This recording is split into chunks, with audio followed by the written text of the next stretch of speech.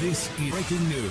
Angelina Jolie shocked at Brad Pitt's non-disclosure requests amid $50 million winery dispute. Brad Pitt asks Angelina Jolie for all her past NDAs. Angelina Jolie and Brad Pitt have been legally battling for more than 8 years, and just as things were on their way to being resolved, Pitt asked Jolie to gather all her previous NDAs and deliver them to him and his legal team. Angelina Jolie's lawyers immediately raised their hands and called Pitt's request expensive, wasteful, unreasonable, and abusive. According to page 6, Brad Pitt asked Angelina Jolie to sign an extensive non-disclosure agreement during their French winery named Miraval. The document is reportedly aimed at avoiding Jolie's take on what happened to the Pitt-Jolie clan during a flight from France to California back in 2016. According to rumors, Brad Pitt had an intense fit and was abusive towards one of his children. As Jolie mentioned, while Pitt's history of physical abuse of Jolie started well before the family's September 2016 plane trip from France to Los Angeles, this flight marked the first time he turned his physical abuse on the children as well. Jolie then immediately left him. Jolie's lawyers responded Pitt apparently intends to argue that, over the past 2 decades, Jolie had or at least considered other NDAs with other people and entities